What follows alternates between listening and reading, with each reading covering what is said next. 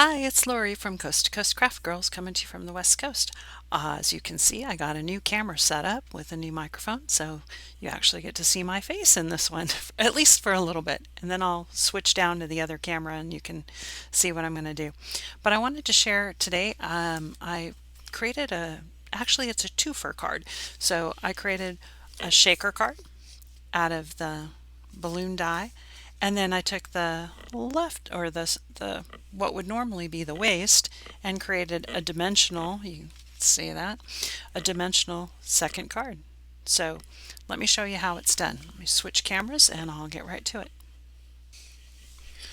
All right, so let's get started. So as you can see, this is a shaker card, and I took this is an old Crafter's Companion balloon die, and it's a cut in, so it cuts that into the die. And normally the pieces that you'd take out would be the waist, but I used that. I just kept that and put it in to create a second card. So basically, when you create one card, you get a second almost for free. So we're going to start by taking our this is some holographic cardstock that I got from Crafter's Companion a while ago, and we're going to cut our balloon into the holographic cardstock. So let's just tape it on there. Sticky. And then the thing you want to be careful of is when you're done, you don't want it to come out. So you don't want to remove you don't want all the pieces to fall out. So you want to kind of hold on to them and keep them as close to as possible. So let's go ahead and run that through. Well, now see it cut through, and I want to try and keep those pieces as close as possible to where they belong. So let me get this out of the way. And I'm going to save that.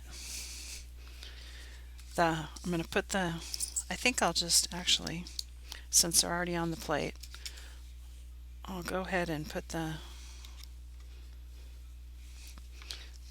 the die back over and just punch them out right onto the plate,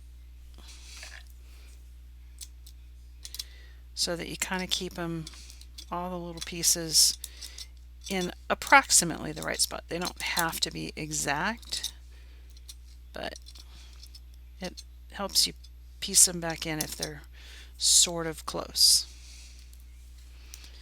And oops, missed the top one. Okay. Now, I made the mistake the first time of doing the shaker card first, and you don't want to do that because you kind of need this piece to to put the other pieces in the right place. I missed a couple of them here. Let me get.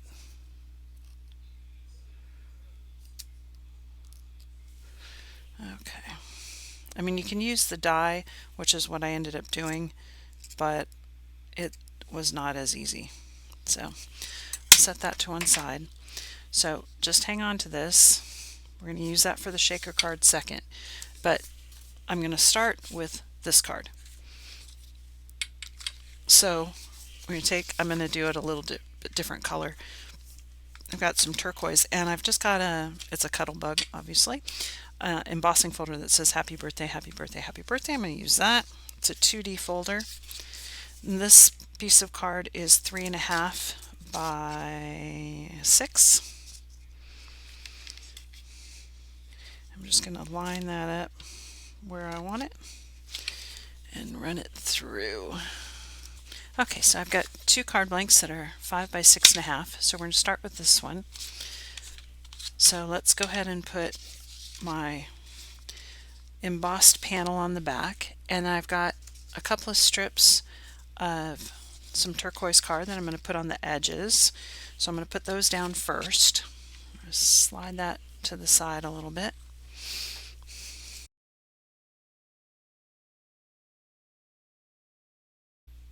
And I liked these two colors together, but I didn't like them right next to each other. So what I did is I just took and cut like a little 1/8 inch strip of white cardstock, and I'm just going to put right on that edge just to kind of break up the two colors. I'm just going to use my tacky glue for this.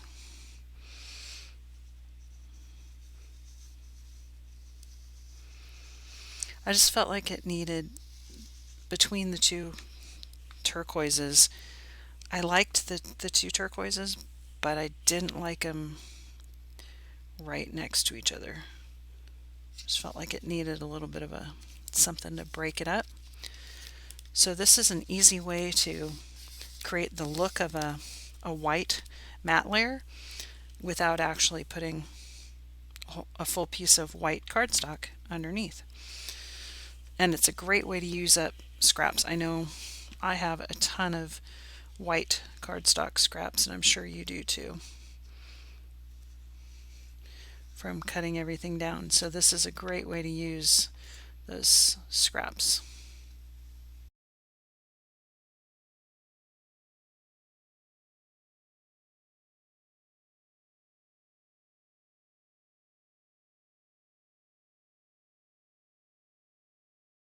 I basically want to put all of those pieces in here. So what I did is, one by one, I took each piece. So we'll start with the top, and I'm going to put some foam pads in there.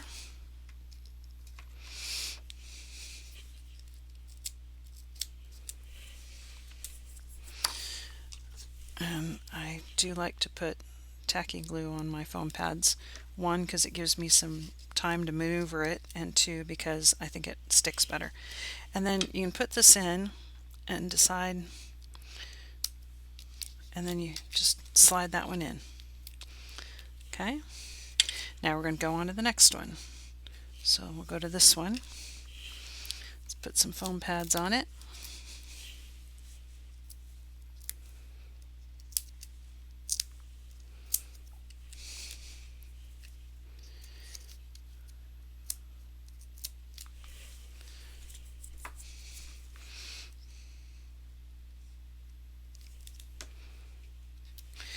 And then I just kind of put the die cut back on there and put it in, pull it out. And then you're just going to keep going with all the rest of them, one at a time.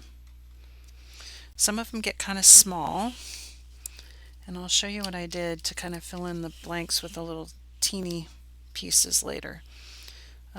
And with some of these small pieces, tweezers are your friend.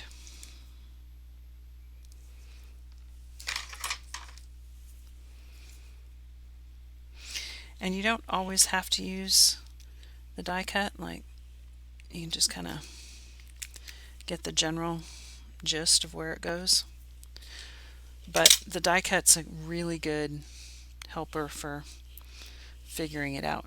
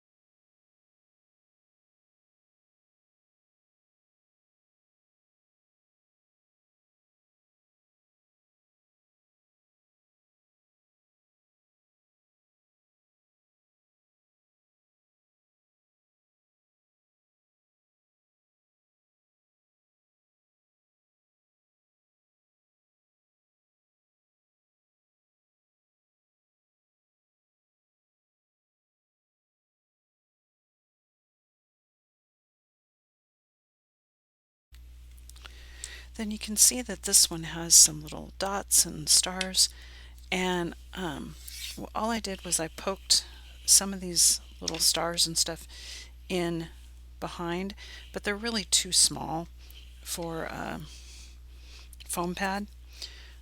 So what I did is I used my 3D Collal glue gel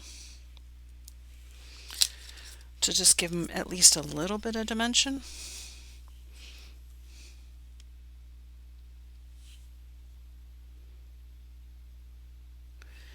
And it's not going to give them as much as a foam pad would, but it's something. And it just sort of fills out the design. You don't have to do this, I don't think. I think it's fine. But in fact, I don't think I'm going to put any more. Well, I've got these little tiny ones. Maybe I'll go ahead and put them in. I'm going to put one maybe right there, and one right there. And you could put them in with tacky glue or whatever. In fact, I'm going to use my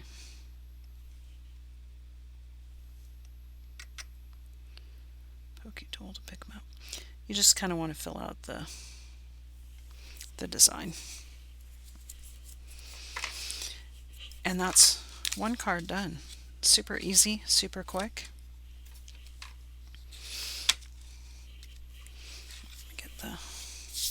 And now let's do the shaker card. And the shaker card is just a standard traditional shaker card. So again, I'm going to take my card blank.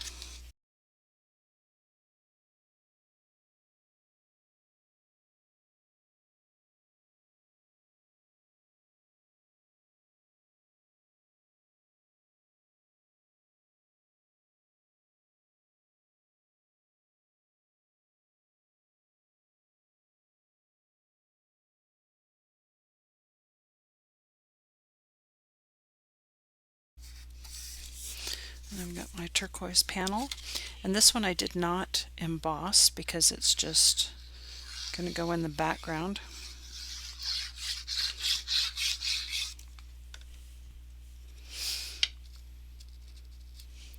Oops, put it this way. I also did not worry about the white in between because my silver card's going to go over the top. So it doesn't matter. Now you could emboss it if you want. It's up to you. But I don't think it's necessary. And then we're going to, oh, there it is. Then we're going to take this. We got to put a piece of, oh, I need acetate. I almost forgot the acetate. That would make for an interesting shaker card if I didn't put any acetate on it.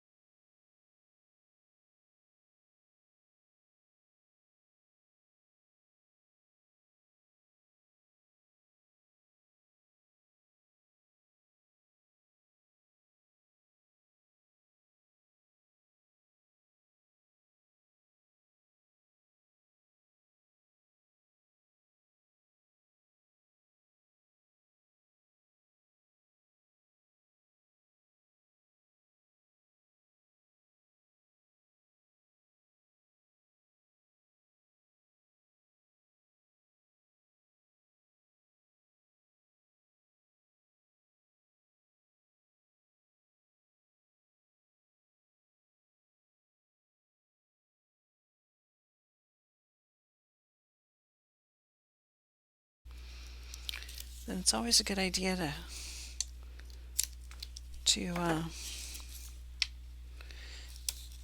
use your foam tape to kind of tape off the corners so all of your shaker pieces don't settle into a corner where you can't see them.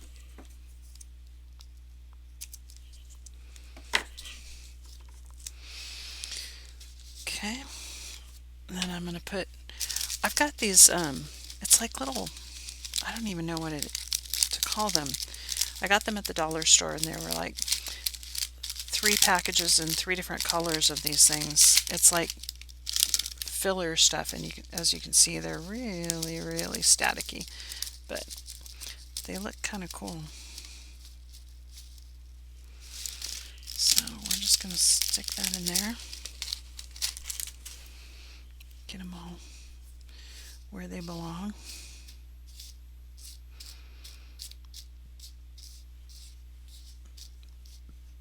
But they're very metallic-y and shiny, so I liked them.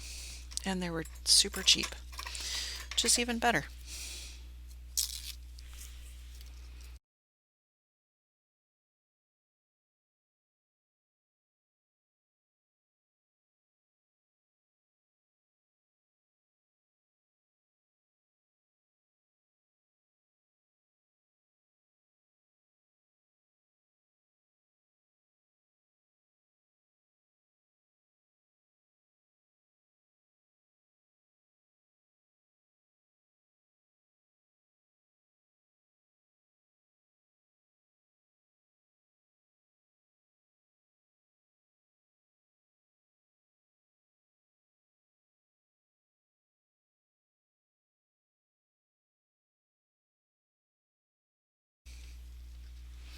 Just want to center this up.